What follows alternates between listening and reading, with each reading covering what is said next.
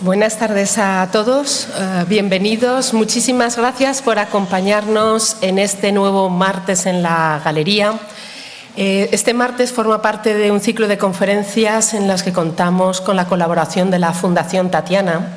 Este mes de abril, con motivo del Día Internacional del Libro, hemos decidido dedicar nuestras conferencias al Quijote y tras la huella cervantina llevamos ya unos cuantos martes abordando esta obra universal desde distintos puntos de vista.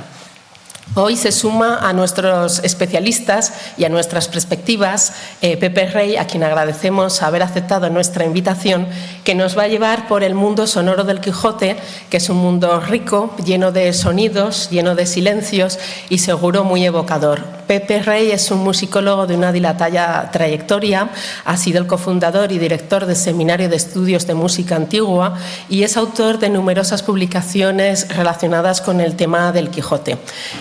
Sin más, pasamos a oír todo este itinerario musical en esta obra tan universal. Muchísimas gracias, Pepe. Pues muchas gracias, Cristina, y muchas gracias a la Galería por esta invitación, lo cual para un jubilado es todo un honor y un romper la rutina diaria de no hacer nada, ¿no? Y gracias a todos ustedes, por supuesto. Espero, aunque la cosa va para largo, espero que al final haya tiempo para hacer preguntas, contestar dudas o incluso algo de controversia si se presta la cosa. Bueno, durante el último siglo y pico, exactamente desde 1905, tercer centenario de la publicación de la primera parte del Quijote, han visto la luz un buen puñado de trabajos que centran su atención en los aspectos musicales presentes en la famosa novela, o con una visión que quiere ser más amplia en toda la obra cervantina. Entre esos trabajos los hay extensos, como tesis doctorales, o breves, como artículos en revistas y periódicos, programas de concierto o carpetas de disco, ideológicos y filosóficos, o positivistas y detallistas. La atención de los estudiosos se ha dirigido con frecuencia a los numerosos instrumentos musicales mencionados por Cervantes, algunos tan exóticos como la trompa de París, los lelilíes agarenos o la gaita zamorana. Las danzas y las canciones también han sido objeto de estudio preferente. Hay pues mucha tarea hecha sobre el asunto que aquí nos ocupa y mi deber es agradecérselo a quienes la han ido realizando, aunque eso no me impida contradecir o puntualizar determinadas afirmaciones que a fuerza de repetirse parecen haber sentado doctrina, a pesar de ser bastante discutibles. A veces la autoridad que parece otorgar un título universitario o un sillón académico no se corresponde con el valor científico de los trabajos que produce. Con demasiada frecuencia se repiten algunos tópicos con poco o ningún fundamento. Me atrevería a apostar, por ejemplo, que la mayoría de ustedes, por no decir todos, llegan aquí con una idea fundamental sobre lo que pensaba Cervantes acerca de la música. Una idea que se resume en una frase que, según se suele afirmar, Cervantes escribió en el Quijote. Donde hay música no puede haber cosa mala. Y en sentido literal, tal afirmación es cierta. Efectivamente, Cervantes escribió esa frase en el capítulo 34 del Quijote de 1615, pero conviene añadir inmediatamente una necesaria anotación. Cervantes puso esa frase en boca de Sancho Panza, personaje muy singular que no siempre es portavoz de las ideas y opiniones del autor, en lo cual espero que todos ustedes estarán de acuerdo conmigo en principio. Si en lugar de aislar la famosa frase la integramos dentro del contexto en que se produce, valoraremos más justamente cuál pueda ser su alcance. Además, como el episodio que se narra en el capítulo 34 ejemplifica a la perfección ese complejo mundo sonoro, que hoy es nuestro objetivo, les invito a que lo examinemos juntos con detenimiento.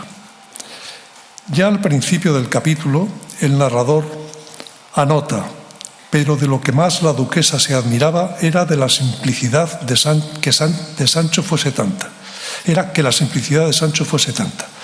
Y en efecto, Sancho y sus simplezas salpican toda la aventura, sacando de quicio con ellas a Don Quijote. Primero tiene lugar la cacería de un desmesurado jabalí crujiendo dientes y colmillos y arrojando espuma por la boca. El valeroso Don Quijote hace frente con sus armas, mientras Sancho huye cobardemente y acaba colgando boca abajo de la rama de una encina. Y comenzó a dar tantos gritos y a pedir socorro con tanto ahínco que todos los que le oían y no lo veían creyeron que estaban entre los dientes de alguna fiera. En la conversación con los duques que sigue la cacería, Sancho ensarta varios refranes tan fuera de propósito que provocan la ira de Don Quijote. Maldito seas de Dios y de todos sus santos, Sancho maldito. Y dirigiéndose a los duques, vuestras grandezas dejen a este tonto, señores míos, que les molerá las almas, etc. Cae la noche y comienza una nueva aventura, preludiada por un cúmulo de sonidos de todo tipo. Es característico del estilo de Cervantes que los sonidos anuncien lo que va a ocurrir antes de que los personajes y el lector vean lo que pasa. Observen el carácter onomatopéico del texto. Luego se oyeron por aquí y por allí, y por acá y por acullá, infinitas cornetas y otros instrumentos de guerra, como de muchas tropas de caballería que por el bosque pasaban. La luz del fuego, el son de los bélicos instrumentos casi cegaron y atronaron los ojos y los oídos de los circunstantes. Luego se oyeron infinitos delilíes al uso de moros cuando entran en las batallas. Sonaron trompetas y clarines, retumbaron tambores, resonaron pífaros, casi todos a un tiempo, tan continuo y tan apriesa que no tuviera sentido el que no quedara sin él al son confuso de tantos instrumentos. Ahora el narrador nos lleva a fijarnos en el efecto de toda esta varaunda sonora sobre los personajes. Pasmóse el duque, suspendióse la duquesa, admiróse Don Quijote, tembló Sancho Panza. Con el temor les cogió el silencio. Aquí tienen ustedes un buen ejemplo de ese rico mundo sonoro de la novela, tejido con instrumentos musicales, gritos, ruidos de todo tipo y también silencios.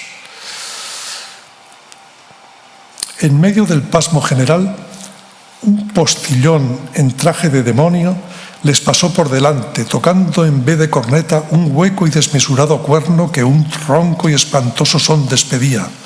«Hola, hermano correo», dijo el duque, «¿quién sois? ¿A dónde vais?» A lo que respondió el correo con voz horrísona y desenfadada: «Yo soy el diablo, voy a buscar a Don Quijote de la Mancha». Si vos fuérades el diablo, como decís, y como vuestra figura muestra, ya hubiera desconocido al tal caballero Don Quijote de la Mancha, pues lo tenéis delante. «En Dios y en mi conciencia», respondió el diablo, que no miraba en ello, porque traigo en tantas cosas divertidos los pensamientos que de la principal a que venía se me olvidaba. Y aquí el narrador nos obsequia con una nueva simpleza de Sancho Panza. «Sin duda», dijo Sancho, «que este demonio debe ser hombre de bien y buen cristiano, porque a no serlo no jurara en Dios y en mi conciencia. Ahora yo tengo para mí que aun en el mismo infierno debe de haber buena gente». Y ahora les pregunto yo, puesto que sin duda ninguna Cervantes escribió estas frases, ¿a alguien de los presentes le parece de verdad que Cervantes opinaba que los demonios pueden ser hombres de bien y buenos cristianos y que aun en el mismo infierno debe de haber gente, buena gente? Sin comentarios. Prosigamos pues con la tremenda aventura, porque la ruidosa banda sonora se intensifica. Oyóse asimismo un espantoso ruido al modo de aquel que se causa de las ruedas macizas que suelen traer los carros de bueyes, de cuyo chirrío áspero y continuado se dice que huyen los lobos y los osos, si los hay por donde pasan. Añadióse a toda esta tempestad otra que las aumentó todas, que fue que parecía verdaderamente que a las 4 partes del bosque se estaban dando a un mismo tiempo 4 reencuentros o batallas, porque allí sonaba el duro estruendo de espantosa artillería, acullá se disparaban infinitas escopetas, cerca casi sonaban las voces de los combatientes, lejos se reiteraban los liliríes agarenos. Los liliríes son esos gritos de los moros, eso que hacen cuando entran en la batalla precisamente, pero que algún despistado ha identificado como un instrumento concreto. Finalmente, las cornetas, los cuernos, las bocinas, los clarines, las trompetas, los tambores, La artillería, los arcabuces y, sobre todo, el temeroso ruido de los carros formaban todos juntos un son tan confuso y tan horrendo que fue menester que Don Quijote se valiese de todo su corazón para sufrirle. Pero el de Sancho vino a tierra y dio con él desmayado en las faldas de la duquesa, la cual le recibió en ellas y a gran priesa mandó que le echasen agua en el rostro. El párrafo ha sido largo, pero creo que merecía la pena saborearlo en voz alta, porque hubiera sido mejor con otra voz, porque no debemos olvidar que en la época cervantina la lectura de los libros de entretenimiento solía ser colectiva, ya que gran parte de la población era analfabeta. Por tanto, el escritor está pensando en la sonoridad de las palabras. Pero continuemos la narración. Pasan 3 carros tirados por bueyes, llevando a 3 sabios encantadores. Fíjense en la exótica sonoridad de sus nombres: el sabio Lidgandeo, el sabio Alquife y Arcalaús, el encantador, enemigo mortal de Amadís de Gaula y de toda su parentela. Poco desviados de allí, hicieron alto los 3 carros y cesó el enfadoso ruido de sus ruedas, y luego se oyó otro, no ruido, sino un son de una suave y concertada música formado, con que Sancho se alegró y lo tuvo a buena señal, y así dijo a la duquesa, de quien un punto ni un paso se apartaba: «Señora, donde hay música no puede haber cosa mala». Ya hemos llegado a la famosa frase, pero como hemos hecho una lectura atenta, ahora sabemos que se trata de otra simpleza de Sancho, en absoluto compartida por el autor narrador, y yo diría que por ningún otro de los personajes. Tal es lo que parece deducirse de lo que sigue. «Tampoco donde hay luces y claridad», respondió la duquesa, a lo que replicó Sancho: «Luz da el fuego y claridad las hogueras, como lo vemos en las que nos cercan, y bien podría ser que nos abrasasen, pero la música siempre es indicio de regocijos y de fiestas». Sancho insiste en su simpleza, pero hay quien duda de tan alegre optimismo. «Ello dirá», dijo Don Quijote, que todo lo escuchaba. Y dijo bien, como se muestra en el capítulo siguiente. O sea, Don Quijote expresa lacónicamente sus dudas sobre esa milagrosa bondad universal de la música, y el narrador se pone claramente de su parte, anunciando que la comprobación se verá inmediatamente. Y lo que aparece al comienzo del capítulo 35 es un carro 2 veces y aún 3 veces mayor que los pasados, llevando diversos personajes, vista que admiraba y espantaba juntamente, y en un levantado trono venía sentada una ninfa que resultó ser Dulcinea encantada, y junto a ella venía una figura vestida de una ropa de las que llaman rozagantes hasta los pies, cubierta la cabeza con un velo negro. Pero al punto que llegó el carro a estar frente a frente de los duques y de Don Quijote, cesó la música de las chirimías y luego la de las arpas y laúdes que en el carro sonaban, y levantándose en pie la figura de la ropa, la apartó a entrambos lados, y quitándose el velo del rostro, descubrió patentemente ser la misma figura de la muerte, descarnada y fea, de que Don Quijote recibió pesadumbre y Sancho miedo, y los duques hicieron algún sentimiento temeroso. La aparición de la muerte, sin duda el peor de los males que aquejan a la humanidad, al compás de la agradable música, echa por tierra la ingenua y simple teoría de Sancho. Los hechos parecen confirmar lo contrario, o sea, que donde hay música también puede haber muchas cosas malas, incluso la peor de todas, la muerte. Y para Sancho será aún peor cuando se entere de que aquel espantajo le condena a un doloroso castigo imprescindible para desencantar a Dulcinea. Es menester que Sancho, tu escudero, se dé 3000 azotes y 300 en ambas sus valientes posaderas, al aire descubiertas, y de modo que le escuezan, le amarguen y le enfaden.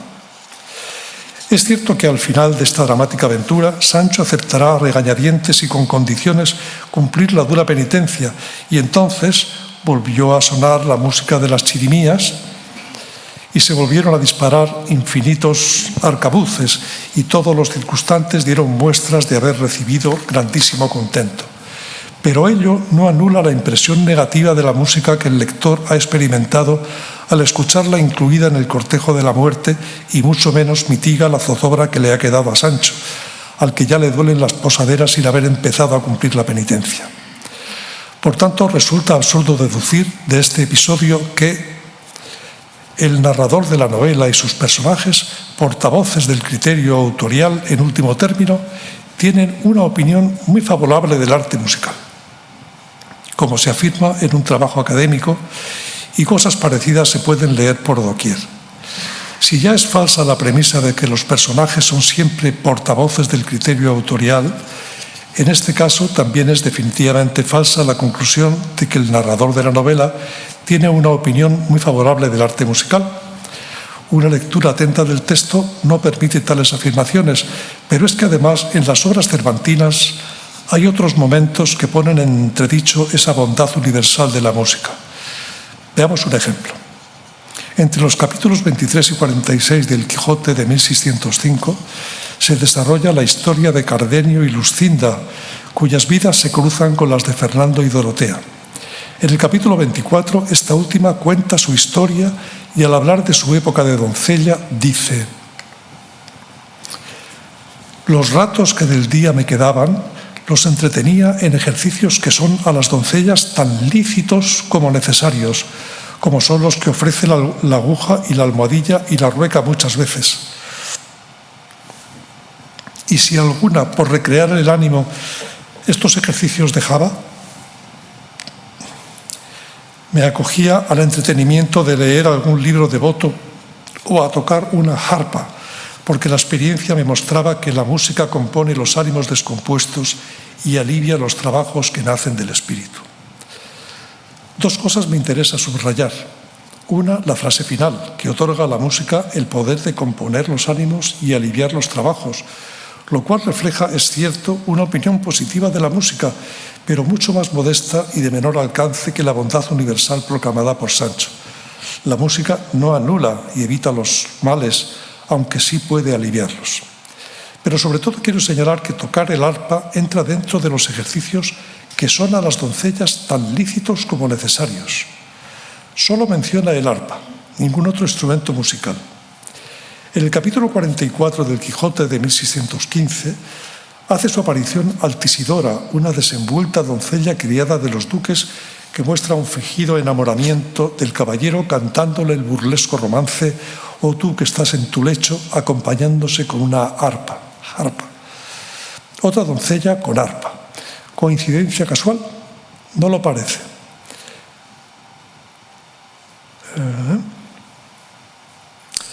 En La española inglesa, una de las novelas ejemplares, Isabela, la protagonista, narra su educación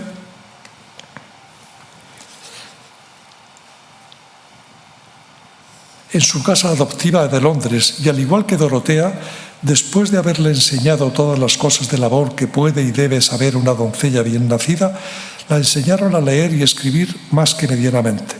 Pero en lo que tuvo extremo fue en tañer todos los instrumentos que a una mujer son lícitos, y esto con toda perfección de música, acompañándola con una voz que el cielo le dio tan extremada que encantaba cuando cantaba. ¿Es que acaso había otros instrumentos que no eran lícitos? Y si los había, ¿por qué no eran lícitos?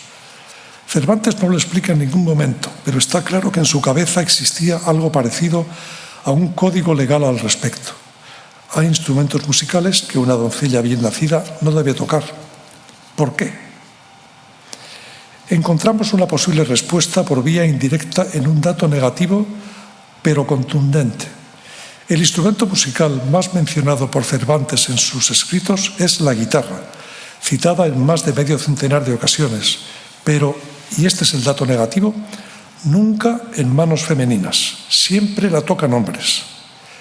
El dato no deja de sorprender, porque por varios documentos sabemos que en casa de Cervantes varias mujeres tañían vihuela o guitarra, que en aquella época eran prácticamente el mismo instrumento. Su hermana Andrea, su tía María y hasta su abuela paterna, Leonor de Torreblanca.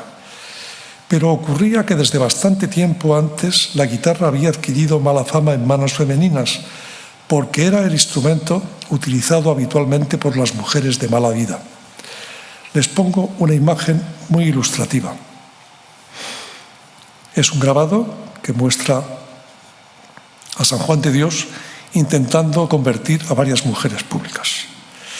El grupo de cortesanas aparece identificado con una guitarra en primer plano. Hay otras imágenes de la época y numerosos textos que ilustran la mala valoración social de la guitarra, a pesar de que, o precisamente por ello, su uso era general en todas las capas sociales. En todo caso, parece claro que Cervantes evitaba presentar a sus heroínas tocando la guitarra. Quizás no era un instrumento del todo bueno para ellas, pero este y otros detalles nos hacen deducir que, en la opinión de Cervantes, la música no excluye ni anula cosas malas, ojalá existiera algo que pudiera hacerlo, sino que muchas veces convive con ellas. La vida es así y pensar otra cosa sería ingenuo. Y no pensemos que en este aspecto Cervantes es un caso único en su época. ¿Qué opinaba, por ejemplo, don Diego Velázquez sobre la música? Pocos cuadros suyos pintan escenas musicales, apenas 2 o 3, pero fijémonos en su última pintura, este Mercurio y Argos, que estuvo muy cerquita de aquí, en la torre de la parada del antiguo Alcázar, y se salvó casi de milagro del incendio de 1734.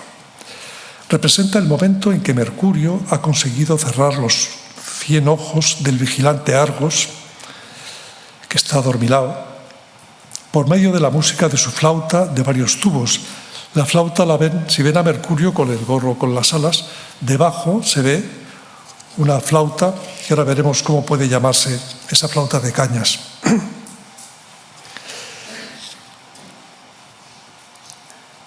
Lo ha dormido Mercurio y se dispone a cortarle la cabeza con su espada. La tiene ya la espada preparada. La valoración de la música como algo peligroso, ese mismo mensaje es repetido por emblemistas y moralistas de la época. La valoración de la música como algo peligroso que Cervantes comparte con otros señalados representantes de la cultura española del barroco contrasta con la opinión positiva de todos ellos, con Cervantes a la cabeza, sobre el silencio. El asunto ha sido estudiado a fondo por varios autores que además están de acuerdo en que es precisamente en el Quijote donde los silencios cobran mayor importancia. Es notable el cuidado con que Cervantes califica los silencios de su novela: sosegado, regocijado, admirable, extraño y, sobre todo, maravilloso. Adjetivo que repite 6 veces en el Quijote y varias más en otras obras. Se han clasificado las variedades de este silencio: retórico, moral, psicológico, amoroso, o su función en los momentos narrativos en que aparece: admiración, expectación, pasmo, atención, nocturnidad, y nos llevaría demasiado tiempo poner ejemplos de cada clase. Solo me detendré brevemente en 2 episodios que me parecen especialmente significativos. El uno como ausencia de palabras, el otro como ausencia de palabras y de ruido. Al final del capítulo 20 de la primera parte se narra la jamás vista ni oída aventura de los batanes. Una aventura llena de ruidos y rumores en la que solo funcionan los sentidos del oído y el olfato, porque es noche cerrada y ni siquiera se ven las estrellas. Caballero y escudero pasan las horas en conversación y Sancho desata su verborrea, además de su cinturón, contando a su grotesco modo el cuento de la pastora Torralba. Cuando amanece y nuestros héroes descubren la inocente causa de los ruidos que les han tenido toda la noche en vela y amedrentados, a Sancho le da la risa y se burla de su amo. Mosqueado y enfadado, Don Quijote le atiza 2 golpes con el lanzón y le impone un riguroso mandato: está advertido de aquí adelante en una cosa, para que te abstengas y reportes en el hablar demasiado conmigo, que en cuantos libros de caballerías he leído, que son infinitos, jamás he hallado que ningún escudero hablase tanto con su señor como tú con el tuyo.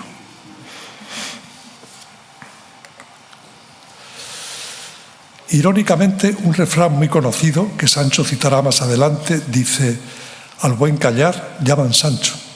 A lo que responderá Don Quijote: ese Sancho no eres tú, porque no solo no eres de buen callar, sino de mal hablar y de mal porfiar. El caso es que al pobre escudero aquel áspero mandamiento del silencio le provoca que se le pudran más de 4 cosas en el estómago e incluso le haga plantearse si con tan dura condición le merece la pena aquel sufrido oficio escuderil. Sancho es alérgico al silencio e incapaz de callar. Después de este cómico episodio, ¿podrá alguien seriamente considerar siempre a Sancho portavoz de las ideas y opiniones del autor?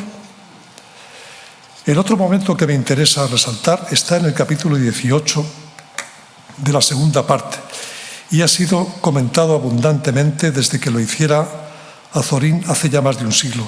En el último mes recuerdo dos artículos de prensa, concretamente comentando esta escena. Se trata de lo que sucedió a Don Quijote en el castillo o casa del caballero del Verde Gabán.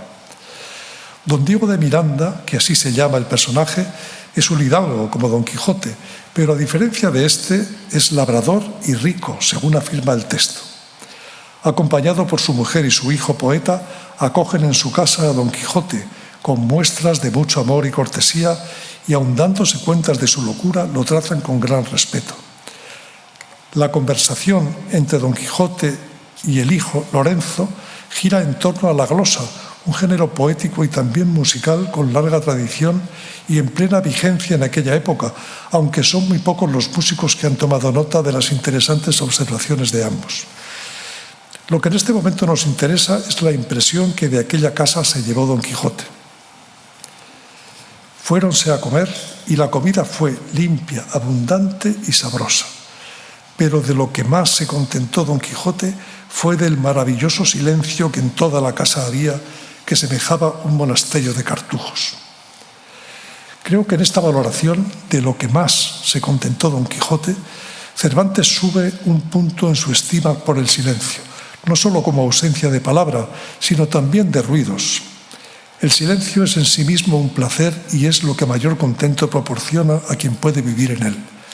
Aquí sí cabría decir hiperbólicamente, aunque tampoco sea del todo cierto, donde hay silencio no puede haber cosa mala.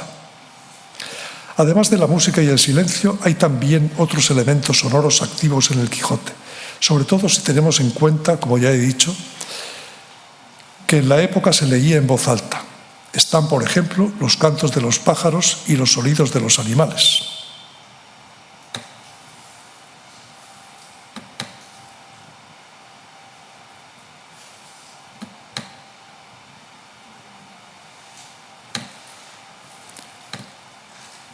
Juro que sonaba cuando lo probamos.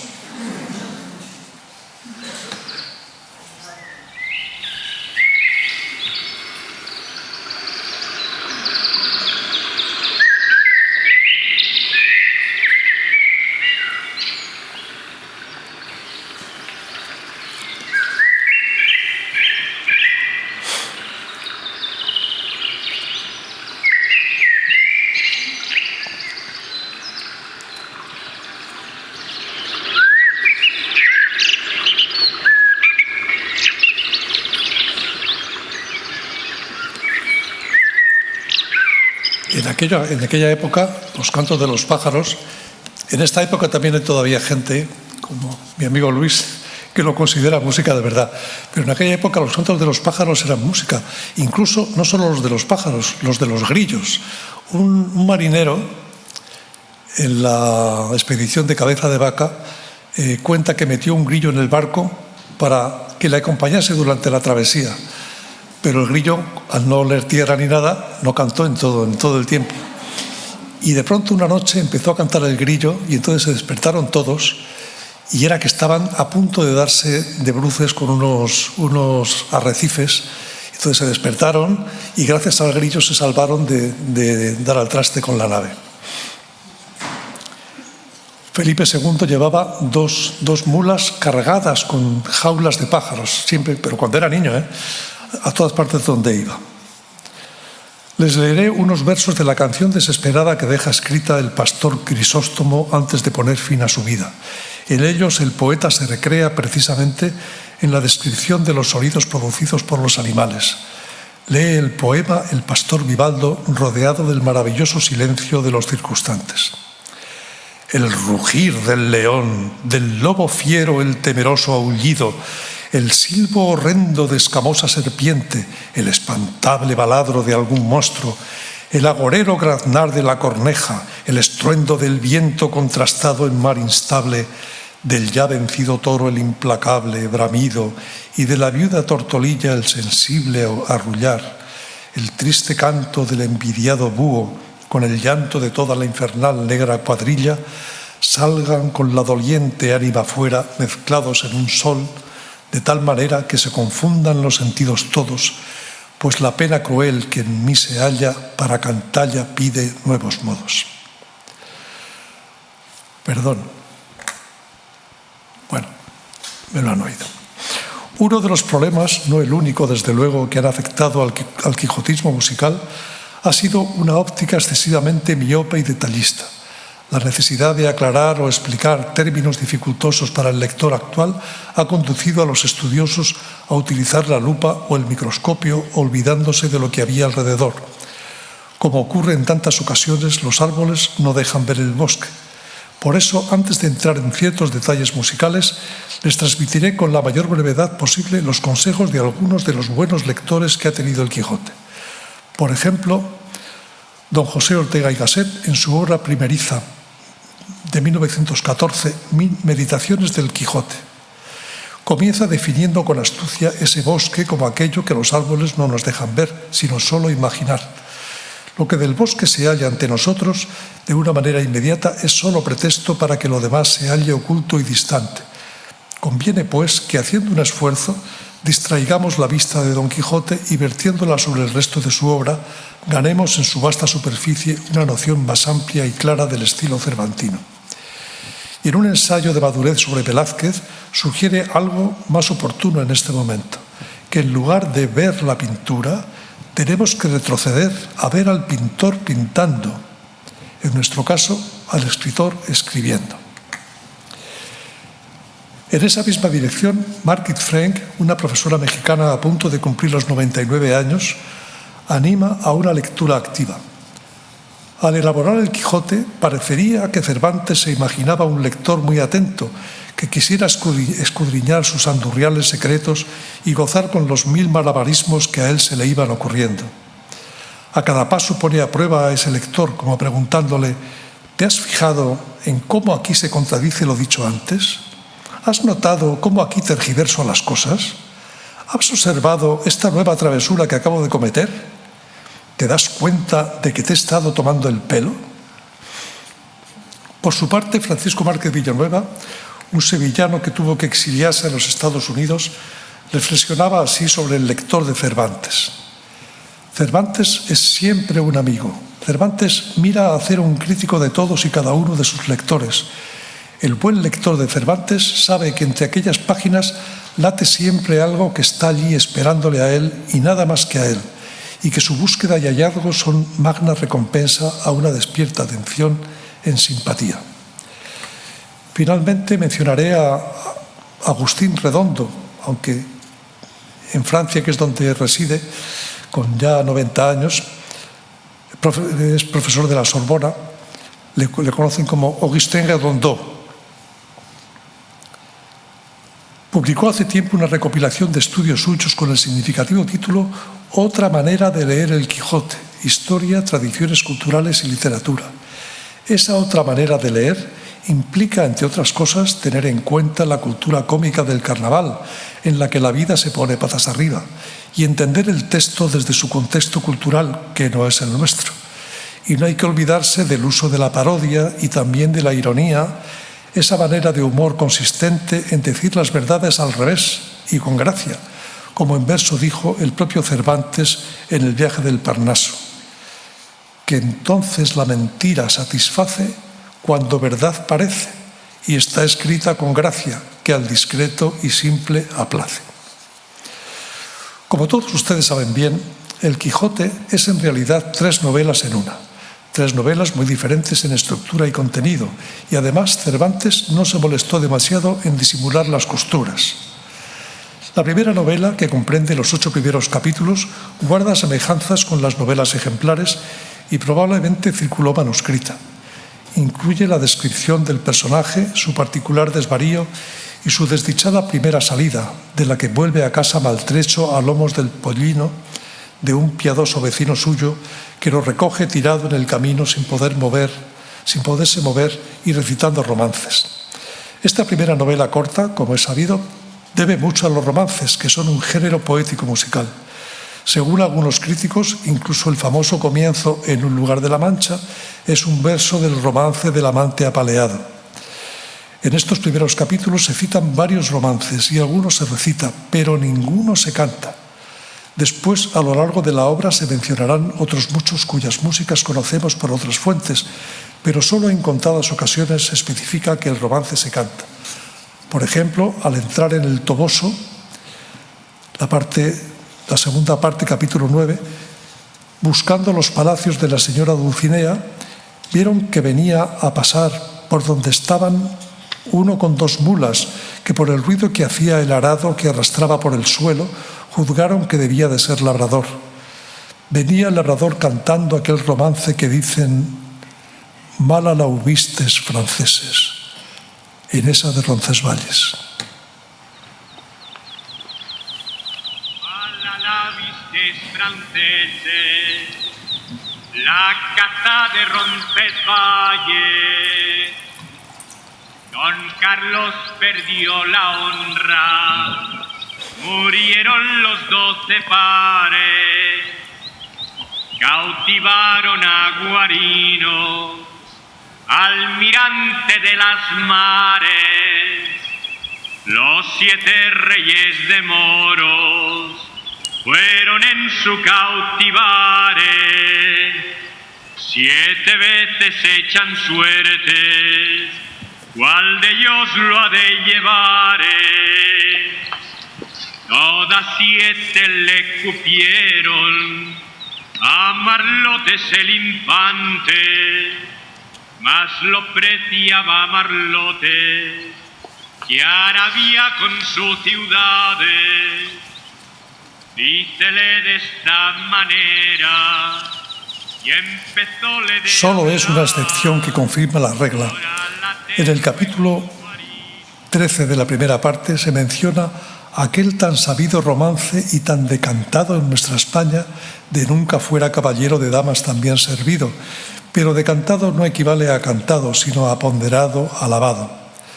Romance podría ser considerado también, aunque sea en decasílabo, jugando está las tablas don Gaiferos, a cuyo canto alude el Trujamán del retablo de Maese Pedro. Según aquello que se canta. Parece, pues, claro que aunque los romances constituyen un elemento importante en el origen y el desarrollo de la narración, su música apenas está presente en su trama sonora. En el capítulo 2 suenan 2 instrumentos musicales de categoría no demasiado elevada, aunque los oídos de Don Quijote los transforman en música palaciega. ¿Sucedió acaso que un porquero andaba recogiendo de unos rastrojos una manada de puercos, que sin perdón así se llaman? Tocó un cuerno a cuya señal ellos se recogen. Y al instante se le representó a Don Quijote lo que deseaba, que era que algún enano hacía señal de su venida. Más adelante, en el mismo capítulo, llegó acaso a la venta un castrador de puercos, y así como llegó, sonó su silbato de cañas 4 o 5 veces.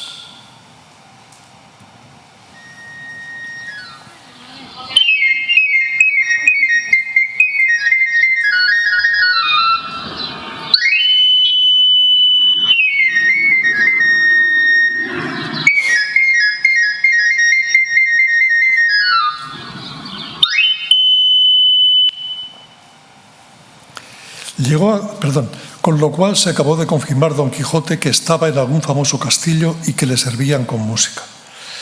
En su intención de parodiar los géneros caballerescos, Cervantes exagera al máximo el contraste entre la grosera realidad y la refinada fantasía de la mente quijotesca. La música coopera a este contraste.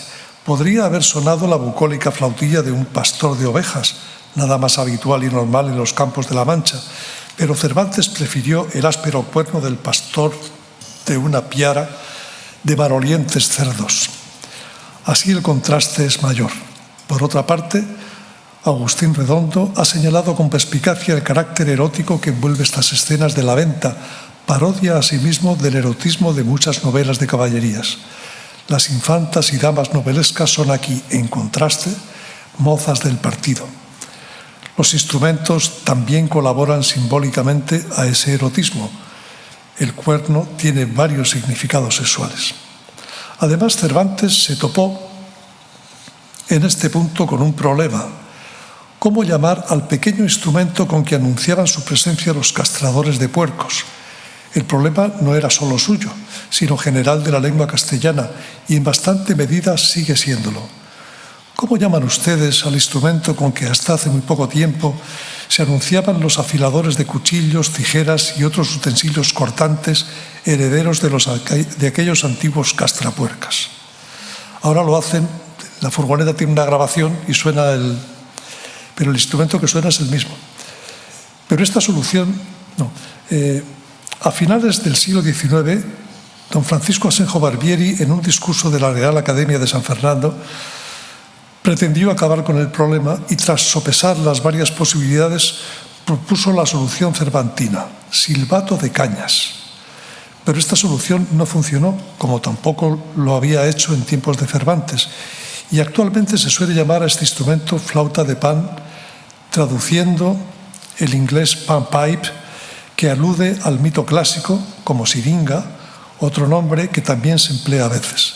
Sin embargo, en 1611, o sea, en plena época cervantina, el Tesoro de la Lengua Castellana de Sebastián de Covarrubias registraba el término castrapuercas con esta precisa descripción: instrumento musical de viento, de forma trapezoidal, consistente en una tablilla de pequeño grosor o en una serie de tubos de diferente longitud, que se emplea como reclamo en algunos oficios itinerantes y que produce el efecto de una escala al tocarlo. La descripción es tan buena que la RAE lo conserva intacta en la versión de 2020 del Diccionario Histórico. Sin embargo, al año siguiente del Tesoro, don Luis de Góngora publicó su famosa fábula de Polifemo y Galatea, en la que nombra y describe el instrumento que tañe el cíclope. Cera y cáñamo unió, que no debiera. 100 cañas, cuyo bárbaro ruido, de más ecos que unió cáñamo y cera, albogues, duramente es repetido. Góngora no es el único en llamar albogues a este instrumento, sino que continúa una larga lista de escritores desde Alfonso X el Sabio, nada menos. Cervantes, sin embargo, como no estaba seguro del nombre correcto, en esta ocasión optó por llamarlo con el genérico silbato de cañas, pero así no resolvió el problema, sino que lo aplazó, y se le volvería a presentar 10 años más tarde, y sería Sancho quien se lo plantease. Al final del capítulo 19 de la segunda parte, nuestros héroes llegan al pueblo en el que al día siguiente se van a celebrar las bodas del rico Camacho con la bella Quiteria, y se encuentran con los preparativos de la fiesta. Oyeron asimismo confusos y suaves sonidos de diversos instrumentos, como de flautas, tamborinos, salterios, albogues, panderos y sonajas. Los músicos eran los regocijadores de la boda, que en diversas cuadrillas por aquel agradable sitio andaban, unos bailando y otros cantando, y otros tocando la diversidad de los referidos instrumentos. En efecto, no parecía sino que por todo aquel prado andaba corriendo la alegría y saltando el contento. Ahí aparecen los albogues en medio de una lista de instrumentos populares, pero sin ninguna descripción que nos permita saber a qué entidad organológica se refiere el texto. Ya casi al final de la obra, en el capítulo 67, el derrotado caballero toma la resolución de hacerse pastor y seguir la vida del campo, y se la comunica a su fiel escudero. Yo compraré algunas ovejas y todas las demás cosas que al pastoral ejercicio son necesarias, y llamándome yo el pastor Quijótiz y tú el pastor Pancino, nos andaremos por los bosques, por las selvas y por los prados, cantando aquí, endechando allí. Poco a poco la fantasía del caballero se va calentando, o más bien recalentando. «Válame Dios», dijo don Quijote, «y qué vida nos hemos de dar, Sancho amigo. Qué de churumbelas han de llegar a nuestros oídos, qué de gaitas zamoranas, qué de tamborines, y qué de sonajas y qué de robeles. Pues qué, si de estas diferencias de música resuena la de los albogues. Allí se verá casi todos los instrumentos pastorales. La mente de Don Quijote se ha acelerado, pero Sancho interrumpe el proceso. ¿Qué son albogues?, preguntó Sancho, que ni los he oído nombrar ni los he visto en toda mi vida. Aquí Sancho es portavoz de las dudas que Cervantes arrastraba desde hacía mucho tiempo. En las novelas pastoriles los había visto nombrar muchas veces. Él mismo los había mencionado en su Galatea. Los cursados albogues, menciona. Un adjetivo enigmático, cursados. Quizás también en Góngora, Pérez de Moya y otros, pero no sabía a ciencia cierta cómo eran los dichosos albogues. Así que pone sus dudas en la boca de Sancho y espera a ver qué pasa. Y lo que pasa es que Don Quijote está imparable con la lengua desatada. Acepta el desvío que le propone Sancho y sin parar ni un segundo en su verborrea le espeta una lección magistral de organología, seguida de otra de etimología, para volver luego a su reinventada Arcadia. Albogues son, respondió Don Quijote, unas chapas a modo de candeleros de azófar, que dando una con otra por lo vacío y hueco, hace un son que, si no muy agradable ni armónico, no descontenta y viene bien con la rusticidad de la gaita y del tamborín. Y este nombre albogues es morisco, como lo son todos aquellos que en nuestra lengua castellana comienzan en al. Conviene a saber, almohaza, almohazar, alhombra, alguacil. Pero resulta que almorzar no es morisco, sino latino auténtico. Admorsum, para morder, para comer. Tal es la credibilidad que se le debe otorgar a la parrafada quijotesca. Me parece un ejemplo perfecto de la tomadura de pelo cervantina de que nos avisaba Margit Frank, o de aquella mentira que parece verdad y que, si está escrita con gracia, agrada al discreto y al simple, como escribió el propio Cervantes, mientras guiñaba un ojo a sus lectores. Pero la letra imprenta tiene mucho peso y, por desgracia, no todos los lectores de Cervantes son lo bastante críticos, como pedía Márquez Villanueva, para distinguir las bromas de las veras. Y aquí hay que señalar con el dedo a la eximia Real Academia de la Lengua, que se ha tomado en serio la chaladura de Don Quijote, ofreciéndola como verdad de la lengua castellana. Cada uno de los dos platillos pequeños de latón que se usan para indicar el ritmo de las canciones y bailes populares. En realidad, Cervantes, aunque no sabía cómo eran los albogues, sí podía estar seguro de que no eran chapas, porque en dos libros que él conocía perfectamente los había visto juntos.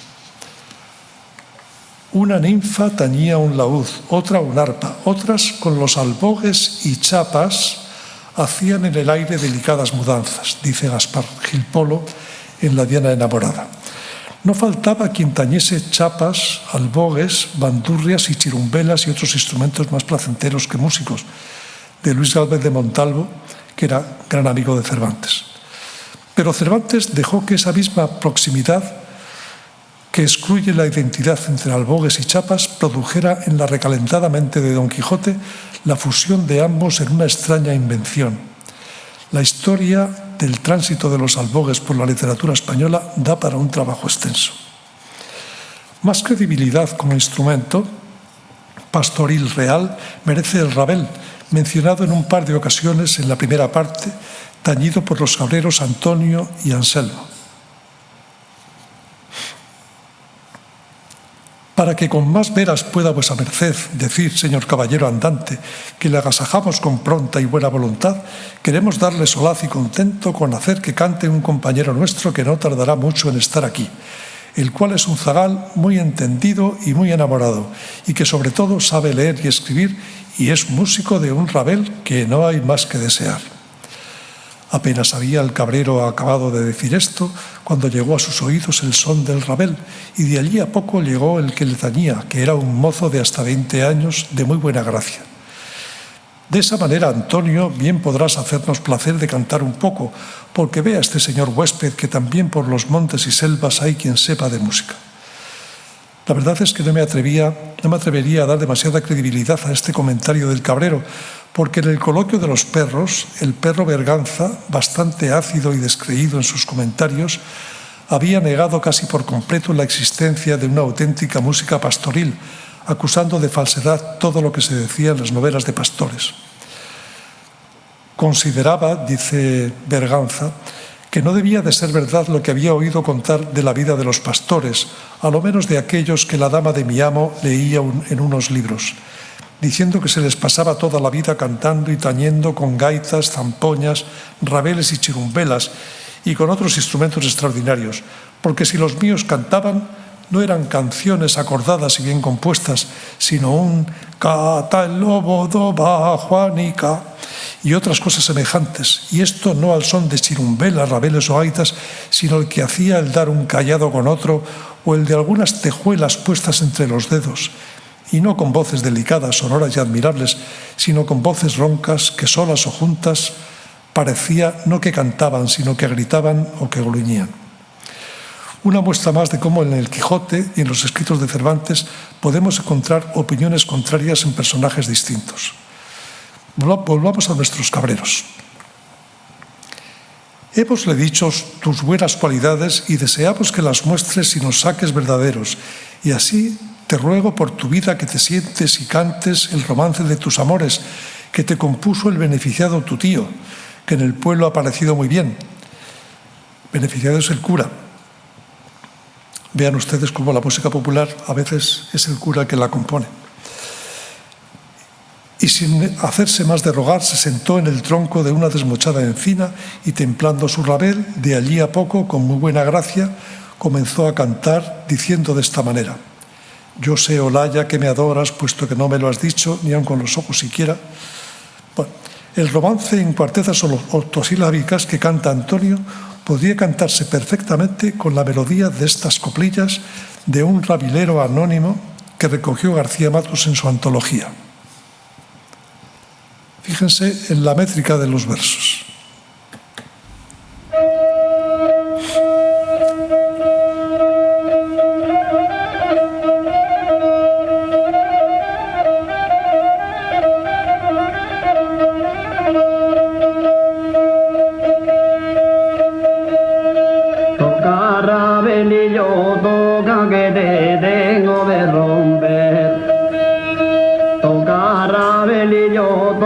Que te tengo de romper, ya la puerta de mi novia no has querido tocar bien.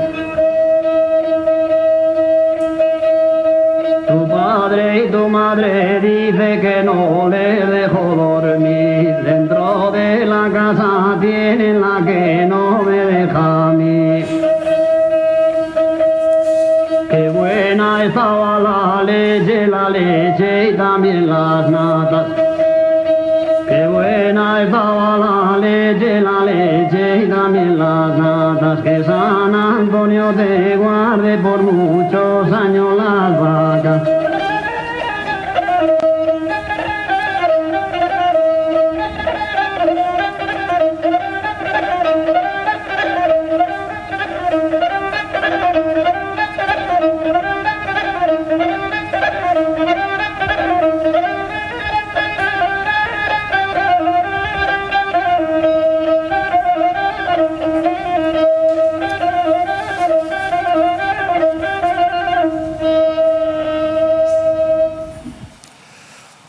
Observando a Don Quijote con qué autoridad imparte su lección de organología, tanta que ha logrado convencer incluso a los académicos de la Real Academia, no deja de sorprender la evolución del personaje en su dimensión musical a lo largo de la novela.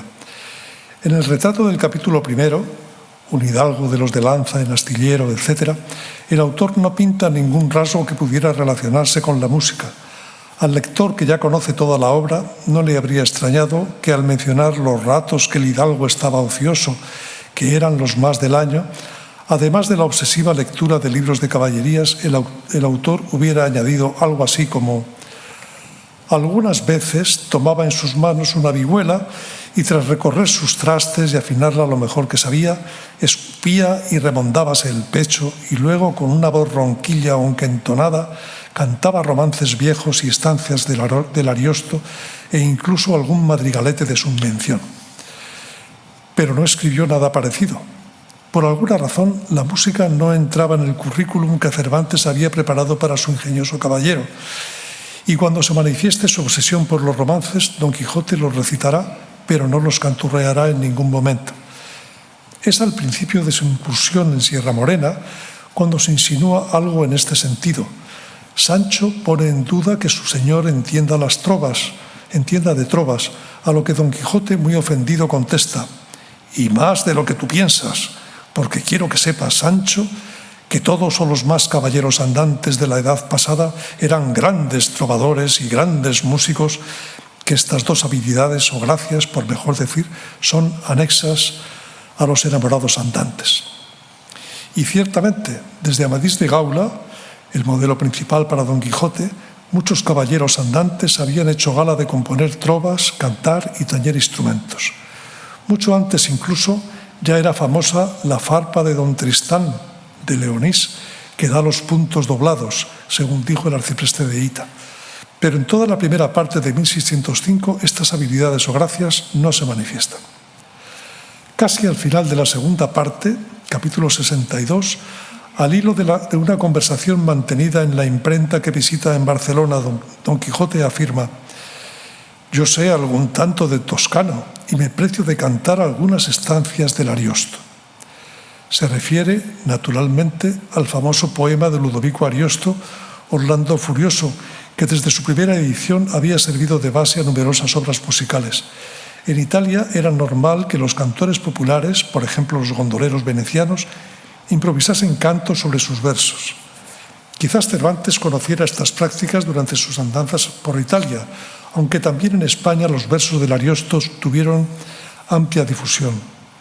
En el donoso escrutinio de la librería de Don Quijote, el cura afirma que si encuentra el poema en toscano, en la librería, lo pondrá sobre su cabeza, pero que si está en otra lengua que no es la suya, no le guardará ningún respeto. Había 3 traducciones al castellano, las 3 regular. Obviamente Don Quijote lo cantaría en italiano. Uno de los pasajes del Ariosto que se popularizaron con música fue la carta que Bradamante envía a su amado Roger, jurándole fidelidad eterna, un tema quijotesco donde los haya.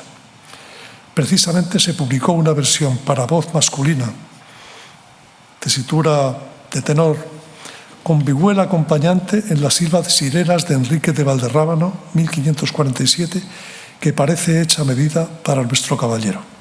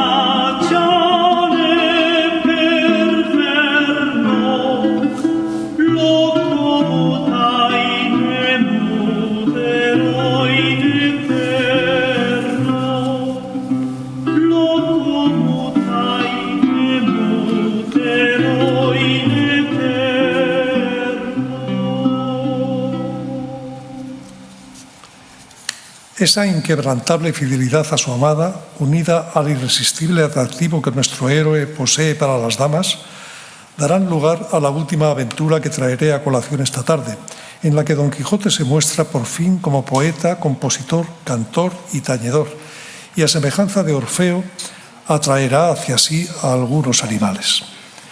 La historia se narra en los capítulos 44 y 46 de la segunda parte, aunque tendrá continuidad en otros capítulos posteriores. Es una noche calurosa de verano. Sancho Panza se ha marchado a gobernar su ínsula. Don Quijote, después de cenar con los duques, se ha encerrado en su aposento, sin consentir que nadie entrase con él a servirle. Tanto se temía de encontrar ocasiones que le moviesen a forzar o forzasen a perder el honesto decoro que a su señora Dulcinea guardaba.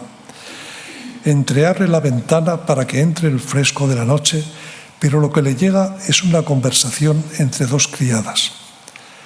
«No me porfíes, oh emerencia, que cante, pues sabes que desde el punto que este forastero entró en este castillo y mis ojos le miraron, yo no sé cantar sino llorar». Y en esto se sintió tocar una arpa suavísimamente, oyendo lo cual quedó Don Quijote pasmado, porque en aquel instante se le vinieron a la memoria las infinitas aventuras semejantes a aquellas de ventanas, rejas y jardines, músicas, requiebros y desvanecimientos que en sus desvanecidos libros de caballerías había leído. Luego imaginó que alguna doncella de la duquesa estaba de él enamorada y que la honestidad la forzaba a tener secreta su voluntad. Temió no le rindiese y propuso en su pensamiento el no dejarse vencer, y encomendándose de todo buen ánimo y buen talante a su señora Dulcinea del Toboso, determinó de escuchar la música y, para dar a entender que allí estaba, dio un fingido estornudo, de que no poco se alegraron las doncellas, que otra cosa no deseaban, sino que Don Quijote las oyese. Recorrida, pues, y afinada la arpa, Altisidora dio principio a este romance. Oh tú que estás en tu lecho entre sábanas de Holanda, durmiendo a pierna tendida de la noche a la mañana, caballero el más valiente que ha reducido la Mancha, más honesto y más bendito que el oro fino de Arabia. Es más largo, mi voz ya ves, si me escuchas, que a la que es más dulce iguala, y soy de disposición algo menos que mediana. Estas y otras gracias mías son despojos de tu aljaba.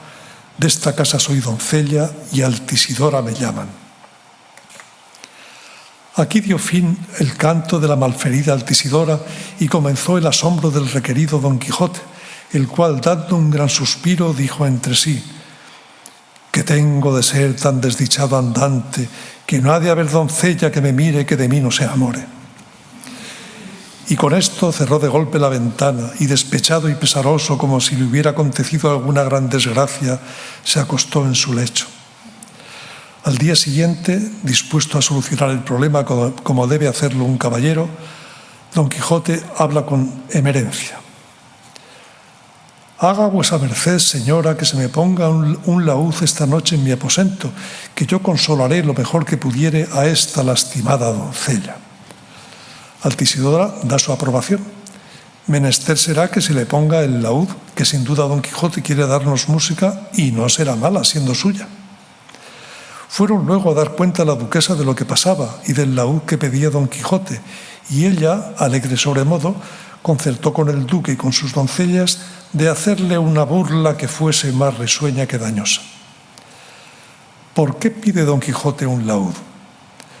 Porque en sus novelas había leído que ese era el instrumento que tocaban ocasionalmente muchos caballeros, como Palmerín de Olivia, Reinaldos de Montalbán o Don Heleno de Dacia. Pero lo que se encontró fue una vihuela, mucho más usado en España. La vihuela, aunque con una caja distinta del laúd, tenía las cuerdas afinadas igual. En realidad, a principios del siglo XVII, muchos llamaban guitarra o vihuela al mismo instrumento. Hecho esto y llegadas las 11 de la noche, halló Don Quijote una vihuela en su aposento. Templóla, abrió la reja y sintió que andaba gente en el jardín, y habiendo recorrido los trastes de la vihuela y afinándola lo mejor que supo, escupió y remondóse el pecho, y luego con una voz ronquilla, aunque entonada, cantó el siguiente romance que él mismo aquel día había compuesto. Suelen las fuerzas de amor sacar de quicio a las almas, tomando por instrumento la ociosidad descuidada. La firmeza en los amantes es la parte más preciada, por quien hace amor milagros y a sí mismo los levanta. Aquí llegaba Don Quijote en su canto, cuando de improviso, desde encima de un corredor que sobre la reja a plomo caía, descolgaron un cordel donde venían más de 100 cencerros asidos, y luego tras ellos derramaron un gran saco de gatos que asimismo traían cencerros menores atados a las colas. Fue tan grande el ruido de los cencerros y el mayar de los gatos que, aunque los duques habían sido inventores de la burla, todavía les sobresaltó, y temeroso Don Quijote quedó pasmado. Y quiso la suerte que 2 o 3 gatos se entraron por la reja de su estancia y dando de una parte a otra parecía que una región de diablos andaba en ella. Apagaron las velas que en el aposento ardían y andaban buscando por dónde escaparse. El descolgar y subir del cordel de los grandes cencerros no cesaba. La mayor parte de la gente del castillo, que no sabía la verdad del caso, estaba suspensa y admirada. Renuncio a leerles lo que sigue, porque es difícil de soportar la imagen de Don Quijote intentando quitarse de la cara un gato que se aferra a ella con uñas y dientes literalmente. Quizá desde el mito de Marsias, desollado vivo por Apolo, hasta el ojo de Buñuel en El perro andaluz, no haya en la ficción humana una imagen comparable a esta. Cervantes parece que tuvo dudas de si ponerla o no. Al principio de la aventura avisó al posible lector: atiende a saber lo que le pasó a Don Quijote aquella noche, que si con ello no rieres, por lo menos despegarás los labios con risa de gimia, o sea, de mona, porque los sucesos de Don Quijote se han de celebrar o con admiración o con risa. Sabía que en esta aventura la risa se quedaría congelada en una mueca.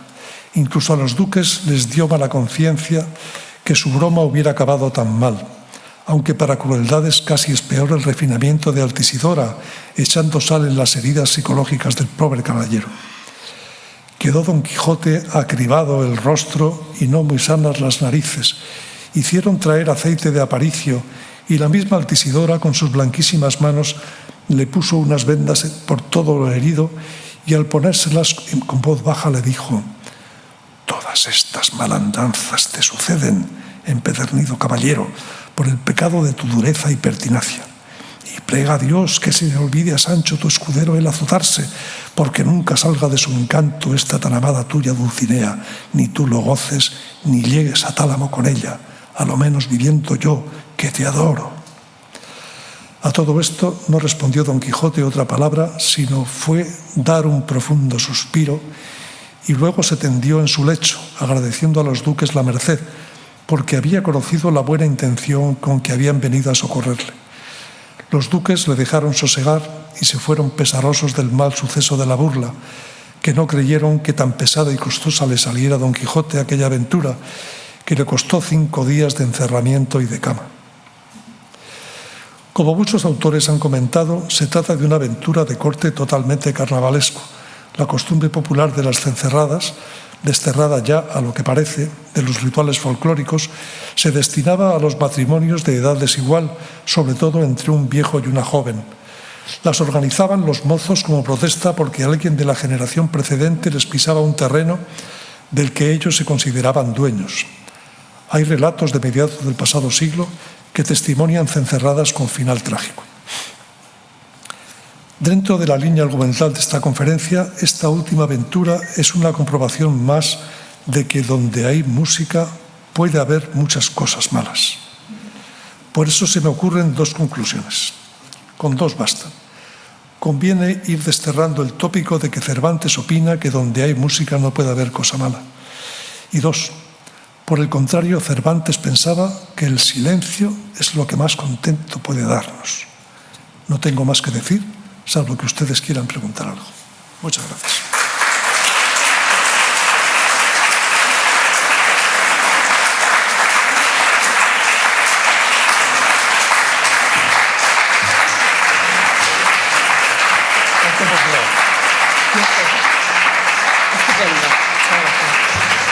Bueno, muchísimas gracias, Pepe, por este itinerario tan entretenido y este análisis tan profundo del mundo sonoro del Quijote, en el que todos hemos disfrutado mucho y también hasta reído de pequeñas anécdotas.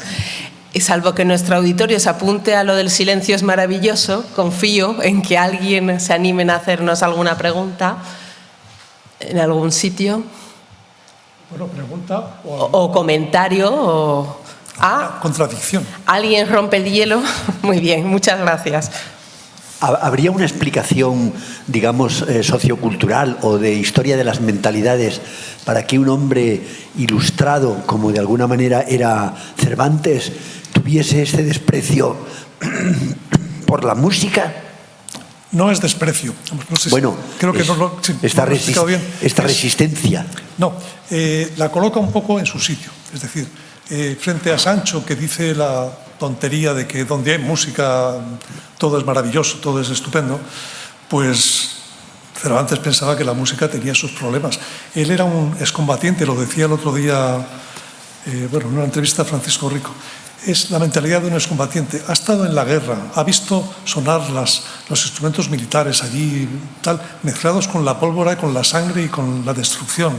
Es decir, él no puede afirmar nunca que la música es la panacea de todos los males, que todo lo va a solucionar. No. Lo que dice es que mitiga no sé cómo dice, las inquietudes del espíritu, ¿no? Eso sí, eso la música, y todos lo sabemos. O sea, estupendo lo bien que nos ha venido la música en muchos momentos, que nos ha calmado, nos ha consolado, nos conmueve, ¿no? Pero no que la desprecie, al revés. Yo creo que precisamente este tipo de esta postura de Cervantes, como puede ser también la de Velázquez, implica una gran estima por la música. Es decir, sirve para lo que sirve, y lo que sirve es muy importante, que es precisamente acompañarnos, consolarnos, darnos alegría en momentos, en fin, y de hecho en la vida, digamos, del hombre y de la persona, la música acompaña, o sea, no sé, desde las nanas de los niños para dormirse, las músicas en las ceremonias religiosas, que son siempre, o sea, siempre ha habido música, etcétera. O sea, la música es un acompañamiento continuo de la vida y está con las cosas buenas y con las cosas malas también. Lo que no se debe es el colocarla donde no debe estar, que es en ese pedestal de que la música, todo lo... No, eso no lo pensó Cervantes, porque eso una persona racional no puede pensarlo. Es más, lo que sí es más claro es lo del silencio. Y les decía artículos estos días, uno de Antonio Muñoz Molina, no hará ni un mes, sobre el silencio, y otro, ¿quién era? Era de otro, un escritor también. Y es verdad, es sorprendente. Y eso es lo que creo que para nosotros ahora tiene más valor. Quiero decir, en una ciudad como Madrid, en la que encontrar un sitio donde poder hablar con un amigo tranquilamente es que ni era el Retiro. A usted, no sé, en la galería creo que no tanto, pero en el Museo del Prado es que es de escándalo. No poder estar viendo un cuadro tranquilamente con 10 personas alrededor comentando, diciendo lo que pasa allí, ¿no? El silencio es un bien para señalar en el mapa, como los restaurantes de la guía Michelin, ¿no? ¿Alguna pregunta más? ¿No? Bueno. Adelante. Pepe, usted ha citado que en Velázquez hay varios cuadros donde hay alusiones directas a instrumentos, haciendo la matización de que era como también poco aficionado. Yo recuerdo el de las hilanderas, no sé si... Ese cuadro es un misterio al que muchos le hemos dado muchas vueltas y sigue. ¿Qué pinta aquel instrumento? Una viola da gamba, un violone. Pues al parecer porque Felipe IV era un buen tañedor de ella, y además sí, Velázquez la utiliza como una metáfora de que la música tenía estatuto, digamos, intelectualmente superior al de la pintura, y que él, como pintor que aspiraba a la máxima nobleza del talento, se hace, digamos, acoger a esas tres mujeres un poco extrañas que hasta hace muy poquito tiempo nadie les daba mucha identificación, pero que últimamente abunda la historia de que una de ellas sería la metáfora de los instrumentos de cuerda, otra de los instrumentos de voz, y la otra no me acuerdo ahora, pero en fin. O sea, las sirenas. Por ejemplo. Sí, esa teoría, por ejemplo, ya la dio Santiago Sebastián, hace una explicación emblemática, digamos, de las hilanderas. Entonces habla de que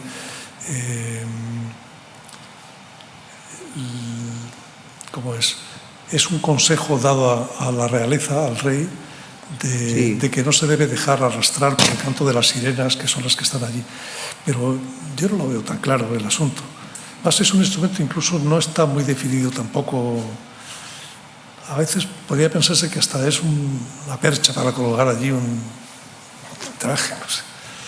Es muy raro. Hay otro cuadro de Velázquez, que es el primero. O sea, está en el primero y el último, que sí es una escena claramente musical, que es el de los músicos que está en Berlín ahora, que es el primer cuadro que pintó en Sevilla. Y tiene su miga.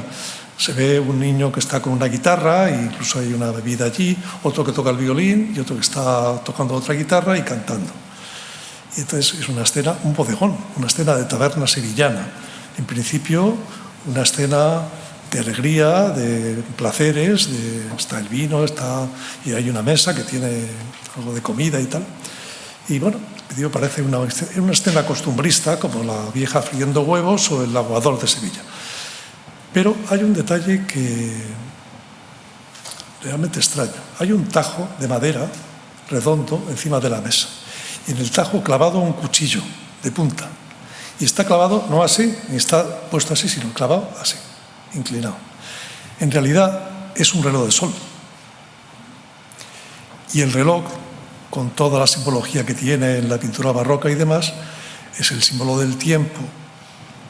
Entonces, ese cuadro de los músicos de Berlín en realidad es una vanitas. La música, como los placeres, es un arte perecedero que en un momento se desvanece y pasa. Entonces, esa es una visión desde luego muy barroca y muy... Pero por otra parte, un poquitín más de rollo, ¿puedo? Sí. Mira, es que sí, implica un poco esto. Mi amigo Luis sí sabe de este asunto. Hay un ideólogo, digamos, un intelectual orgánico, se diría ahora, en la corte de Felipe IV, que es Saavedra Fajardo, que publica un libro de emblemas que se llama La idea del príncipe cristiano. Está dedicado, es una especie de manual para la educación del príncipe Baltasar Carlos. Lo publica creo que es 1640 en Múnich. Él ha ido a cuestiones diplomáticas por ahí por Europa y lo publica en Múnich. Y son 100 emblemas y hay uno de ellos que es el de la música, es el Cisne de Apolo, y pone que la música es maravillosa, que la música le enseña al rey la armonía de las partes, que el arpa, por ejemplo, es el símbolo de un reino. Cada cuerda, cada individuo, cada elemento del reino es diferente, pero el arte del rey consiste en afinarlas todas ellas para que suenen todas coordinadas y muy bien y tal. Entonces a la música le dedica muchísimos párrafos y tal. Nada más publicar el libro, se puso a preparar la segunda edición corregida y disminuida. Quitó muchísimas escenas o alusiones mitológicas y cosas así, añadió cosas de la Biblia y tal, o sea, como que la medio desprofanó y sacralizó un poco y tal, y quitó el emblema del cisne de Apolo, que hablaba de la música y todo eso. Y lo cambió por otro emblema y tal, en el que también habla de la música, y dice una cosa, a mí me resulta tremenda, terrible.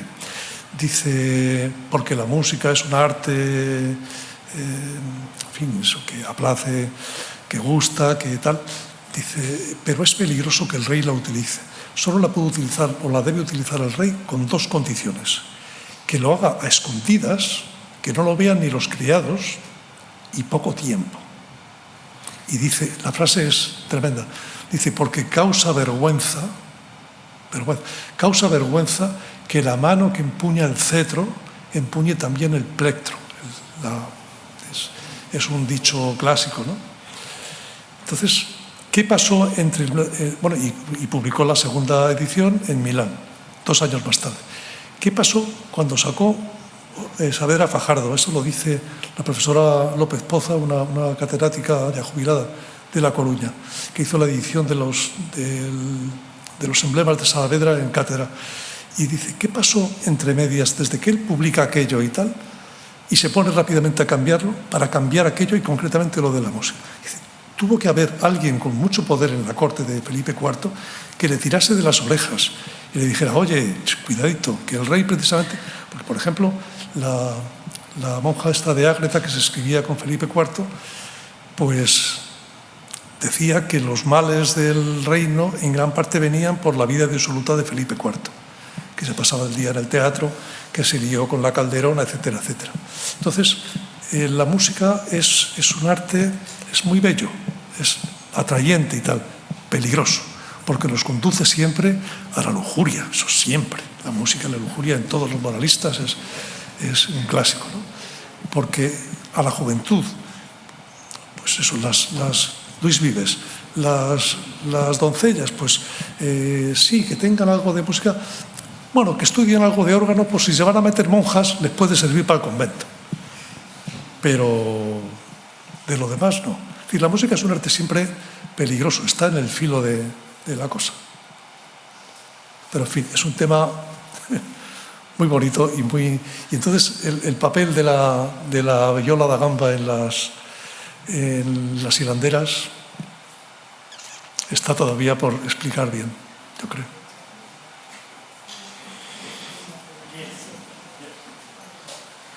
Gracias. En Alemania se identifica la música en España mucho con la guitarra. Entonces me interesaría cuándo cambió el concepto. Es decir, a partir de cuándo una chica de bien, digamos, aprendió a tocar la guitarra. Pues, mira, eso nos podría explicar Javier.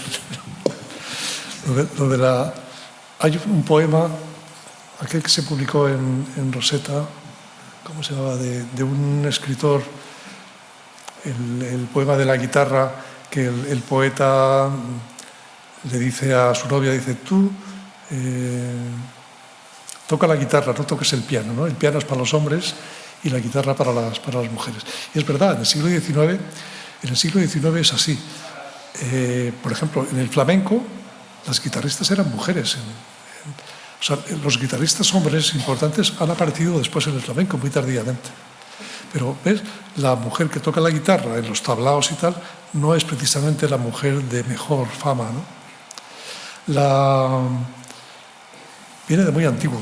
Tintoris, Johannes Tintoris, un teórico flamenco que estuvo al servicio de los reyes de Nápoles, publica un tratado de instrumentos y tal, y dice que la guitarra, que en aquel momento no era en forma de 8, sino en forma de pera, de otra manera, pero vamos, en el siglo XV, que la guitarra, dice, Hispanorum Inventio, dice que los catalanes, dice, la tocan las mujeres catalanas. Pero ¿quiénes eran las mujeres catalanas que estaban en Nápoles? No eran las que habían ido con la corte de Alfonso el Magnánimo, pues se quedan allí y son prostitutas, son cortesanas, que se dedican a tocar. Es decir, que esto que le digo de Tintoris es siglo XV. Sí. En el XIX las mujeres tocan la guitarra y de hecho también en el XVII, en muchas obras de teatro y en qué sé yo, en novelas picarescas de ¿cómo se llama esta? Las arpías de Madrid, de Castillo Solórzano. Precisamente ella emplea, esta pícara, emplea la guitarra en sus procesos de seducción de los hombres.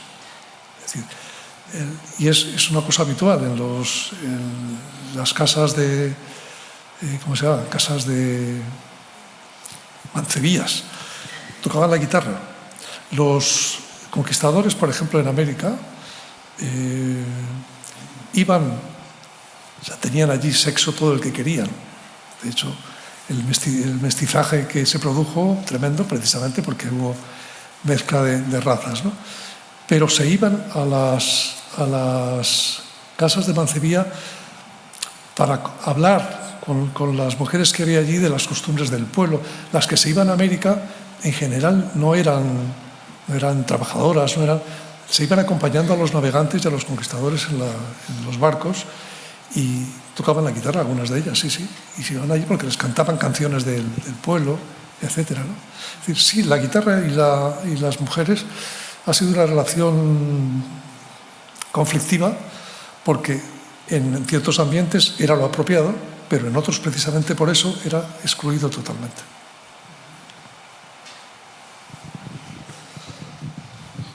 Pero, en fin, todo sí, muy relativo. Hola, Pepe.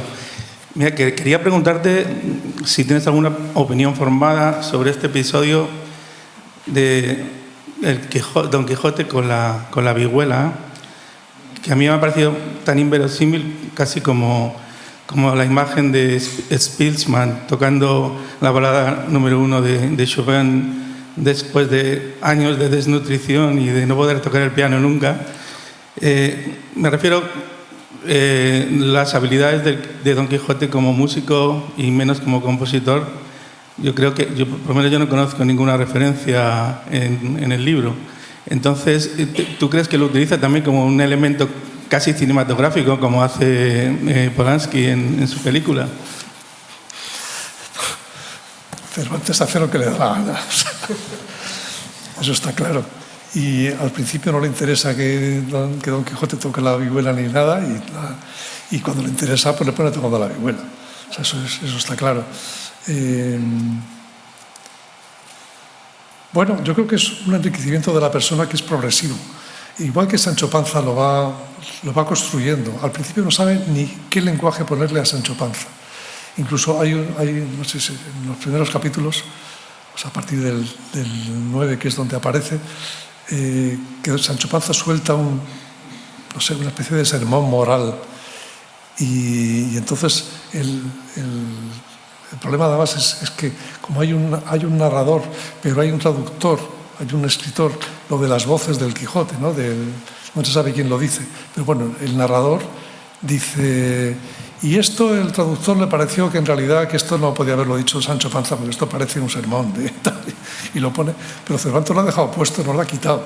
Él se dio cuenta que aquello parecía un sermón de fraile y que no le pegaba al habla de Sancho Panza. Entonces, la relación de Sancho Panza con Don Quijote se va creando a lo largo del libro. Es muy bonito eso, cómo se enfadan, no sé, es muy viva la novela en eso, y en eso lo que comentaba antes, que Cervantes no se molesta en ponerlas, en señalar, en disimular las costuras, ¿no?